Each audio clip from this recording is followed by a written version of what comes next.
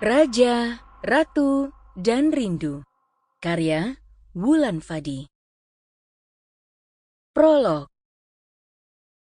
Suasana pasar malam saat itu ramai, hiruk-pikuk, lalu lalang orang, lampu temaram, dan biang lala. Seruan para penjajah jajanan dan souvenir dari sisi kanan kiri jalanan. Dari ramainya suasana itu, Raja dan Ratu berada di antaranya.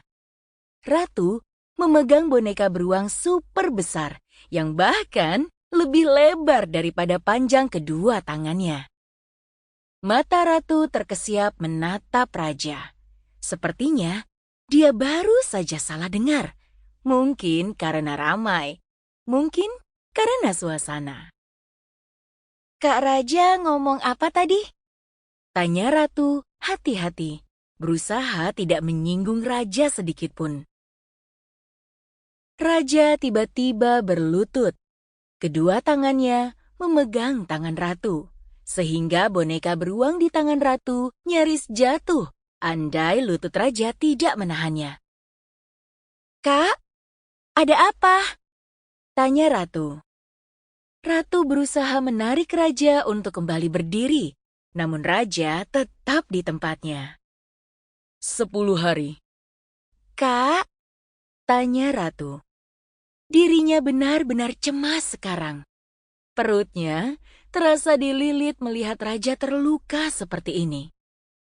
"Ratu, 10 hari. Aku minta waktu kamu 10 hari. Setelah itu, aku janji. Aku janji akan menghilang dari hidup kamu, Rat." Tepat detik itu juga, Ratu yakin jantungnya berhenti berdetak. Bab 1. Pilot. "Sudah mau pulang?" Pertanyaan itu membuat perempuan berumur 22 tahun tersebut menoleh. Perempuan itu mengenakan celana trousers dan kaos hitam. Rambutnya yang semakin panjang ia cepol ke atas. Goodie bag kesayangannya tentu saja sudah ia selempangkan.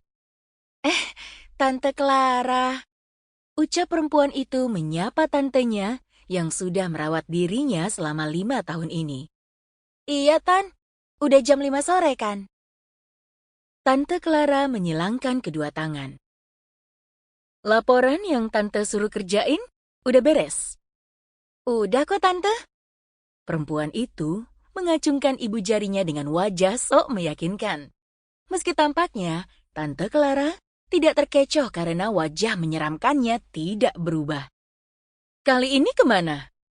tembak Tante Clara langsung. "Ratu Amara Erinska?" Dipanggil dengan nama lengkap adalah mimpi buruk Ratu. Ia pun mengangkat kepalan kedua tangannya ke depan dada, pose melindungi diri sendiri. "Tan!" Tante Clara mengurut pangkal hidungnya. "Aduh, Rat, kamu tuh sering banget liburan gak bilang-bilang Tante. Tante kan jadi harus urus tugas yang harusnya kamu kerjain." "Kan liburannya weekend, Tante, jadi gak termasuk cuti." "Bukan masalah cuti. Aduh." Tante Clara menghela nafas lagi. "Kayaknya umurku berkurang tiap kali ngobrol sama kamu." "Ya udah, jangan ngobrol sama aku, Tan." "Happy weekend, tanteku sayang." "Ratu!"